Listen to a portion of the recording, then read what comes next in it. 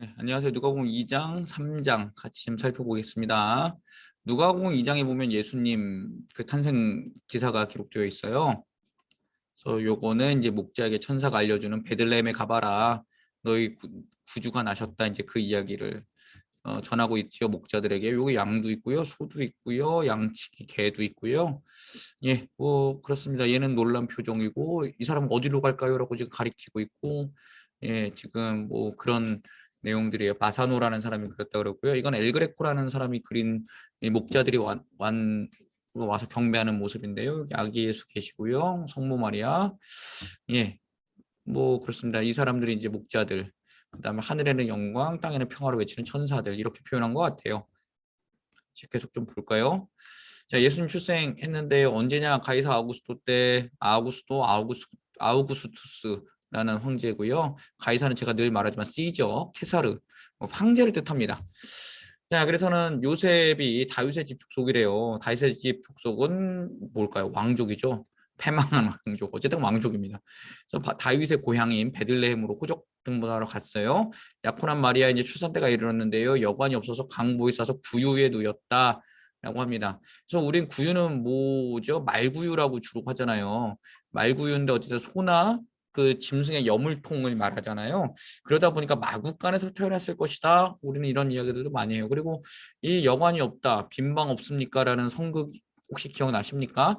예, 그 마리아랑 요셉이 아이를 낳아야 되는데 빈방이 없어요, 없어요, 없어요. 그러니까 갑자기 그 아이가 여기야, 여기 방 있어요, 막 이러고 했던 불후의 명작 빈방 있습니까? 그 모티브가 됐던 게 이 이야기죠. 천사들이 이제 한밤중에 나타났어요.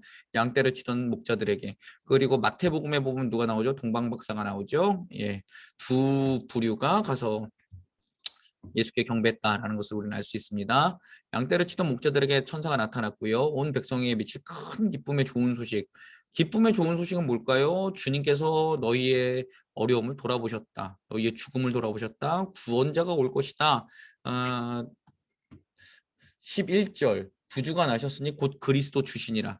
구주 뭘까요? 죽음에서 너희를 구원하시는 주인이시다 이런 뜻이죠. 예, 메시아 그리스도 다 같은 뜻입니다. 그래서 천사들이 뭐라고 그 찬양을 합니까? 지극히 높은 곳에는 하나님께 영광이요 땅에서는 하나님이 기뻐하시는 사람들에게 평화가 있을지어다. 예수가 오므로 해서 하나님께 영광이 되고 땅에는 평화가 있을 것이다. 이제 이 이야기를 하게 됩니다. 자, 예수님 태어나셨어요. 경배도 받으셨어요. 태어난 지 8일째 됐을 때 할례 의식 받으러 예루살렘으로 올라갔습니다. 정결법에 따라서 가죠. 그래서는 이제 그때 그 산비둘기 한 쌍, 집비둘기 둘로 제사 드리러 갔습니다. 그때 예루살렘에서 시므온이라는 사람이 만났어요. 경건한 사람이고 이스라엘의 위로를 기다리고요. 성령과 동행하는 사람입니다. 그가 주님이 오실 때까지 죽지 않을 거다라는 예언을 받았는데요. 예수를 보고 난 후에 어떻게 되냐면 주의 구원을 보았으니 저는 이제 주지어 저를 평안히 놓아주십시오. 그렇게 이제 이야기를 하는 것을 우리는 볼 수 있지요. 안나라는 사람도 만났습니다. 이분도 굉장히 늘 날마다 성전에서 금식하며 기도하는 자라고 성경에 기록하고 있어요. 하나님의 속량을 바라는 모든 사람에게 예수에 대해서 이야기를 해주었습니다. 이 사람은 이렇게 될 것이다. 이 사람으로 인해 모든 사람이 구원받을 것이다. 이렇게 이야기를 했지요. 자, 이제 예수님의 성장 과정 보겠습니다. 어린 시절의 예수님. 40절 말씀 보면요. 아이가 자라며 강하여지고 성장하며 하나님의 은혜가 지혜가 충만했고 하나님의 은혜가 예수 위에 있었다라고 40절에 표현하고 있습니다. 2장 40절에 예수님 하나님의 지혜와 은혜가 예수님에게 충만했었다. 그래서 예수님 12세 때 성인식을 하러 예루살렘 성전에 갔습니다. 이스라엘 사람들은요 12세 13세경에 성인식을 해요. 바 미츠바라고 합니다. 바 미츠바. 네, 그래서는 그가 가서 그 모세오경을 다 암송할 수 있는가 뭐 이런 것들을 이런 것들을 통해서 이제 너는 성경을 읽을 수 있는 나이가 되었다. 이제 뭐 이런 것들을 그 하고 너는 이제 성인이 되었다 인정받는 그 성인식을 하러 예루살렘 갔습니다. 그래서 가서 잘했는데요. 부모하고 헤어졌어요. 하룻길을 가다가 다시 돌아왔습니다. 성전에서 끝나고. 그래서 사흘 후에 성전에서 만났어요. 그랬더니 뭐 하고 있었을까요, 예수님? 선생들과 함께 그 선생들 율법 교사라고 하는데요. 그들과 함께 성경에 대해서 이야기를 하고 있었습니다. 사람들이 다 놀랐죠. 왜요? 아, 이 조그만 놈이 되게 잘하네. 뭐 이렇게 놀랐을 거예요. 우리도 뭐 그 아이들 대화하다 보면 야 정말 잘하는구나. 뭐 이렇게 놀라는 경우들이 있잖아요. 예, 성경 영재. 그럴 수밖에 없죠. 말씀이 육신이 되어서 오신 분인데 성경에 대해서 얼마나 잘 아시겠어요. 당연한 거죠, 이거는.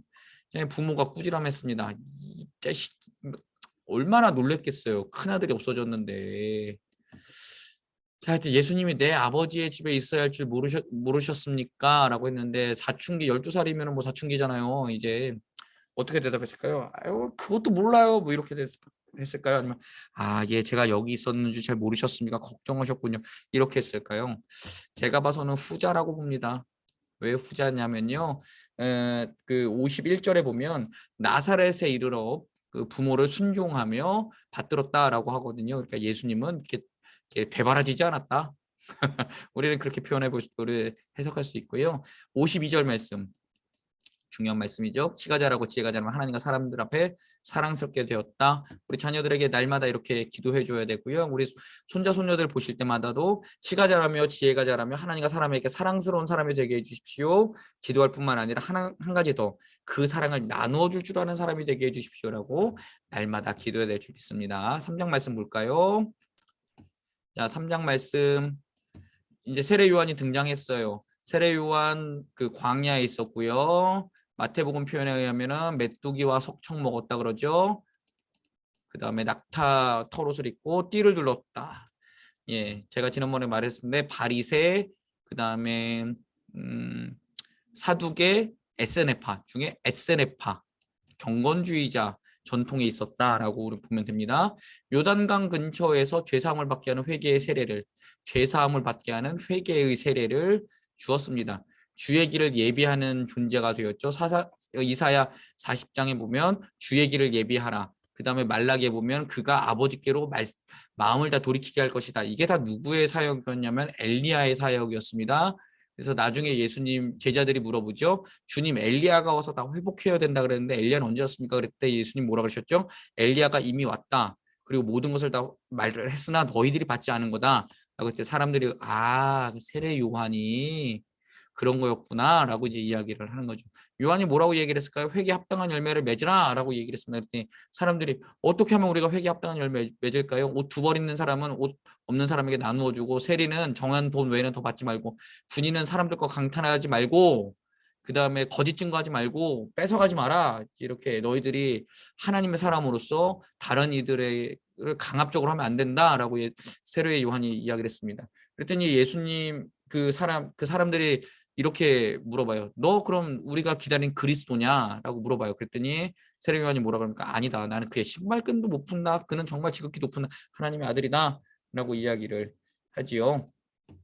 그리고 나서는 이제 헤롯이 여기서 이제 가두어 버립니다. 옛날 헤로디아의 일로 인해서. 자, 그리고 나서 이제 예수님 세례 받으세요. 요한에게 세례 받으셨는데 성령이 비둘기 같은 형태로 왔어요. 임했어요. 그러니까 이제 많은 교회들이 성령을 비둘기 모양으로 이렇게 표현들을 하는데요. 비둘기가 성령이 아니에요. 성령이 비둘기 같은 모양으로 온 거예요. 우리 그렇게 잘 이해하셔야 됩니다. 하늘로부터 소리가 났죠. 뭐라 그럴 거예요? 너는 내 사랑하는 아들이고 내가 너를 사랑한다. 이렇게 하늘로부터 소리가 났습니다. 그러면서 이 세례를 받음과 동시에 많은 사람들에게 이제 예수님이 드러내놓고 사역을 하시는 그런 결과가 나타나죠. 자, 그리고 3장 23절에 보니까 예수님이 가르치신 때를 약 30세쯤이라고 합니다. 요한복음에 보면 6월절을 3번 보내세요. 그래서는 30세쯤 시작하셔서 3번의 6월절을 보내고 33세에 돌아가지 않으셨겠는가 우리는 판단을 하는데요. 요한복음에 보면 내가 나이가 아직 50도 안 되었는데 어떻게 하냐 뭐 이런 표현도 있어요. 그러니까 또 어떤 사람들은 예수님이 그래도 어느 정도 나이를 먹지 않았겠느냐 이런 표현 이야기를 합니다. 아무도 모릅니다. 가서 하나님 나라 가서 예수님 만나면 같이 물어보죠. 주님 몇 살쯤 돌아가셨어요? 네, 그거 중요하지 않아요. 몇 살에 돌아가셨는지. 어쨌든 간 예수님 이 땅에 오셨고 사셨고 죽으셨고 부활하셨고 승천하셨고 다시 오실 것이다. 이것만 우리가 명확하게 기억하고 있으면 됩니다. 자, 예수님의 족보 한번 볼까요? 예수님 마태복음에는 낳고 그러잖아요. 누가 누구를 낳고. 예. 누가복음 사냥식 겁니다. 그 위는 누구일까요? 예, 하나님에게까지 이르게 됩니다. 그래서 아담에서 하나님에게까지 누가복음은 그렇게 이루게 된다는 걸 우리가 기억할 수 있으면 참 좋겠습니다. 자, 오늘은 여기까지 볼 거고요. 예, 누가복음 4, 5장 내일 또 같이 한번 살펴보도록 할게요. 감사합니다, 여러분.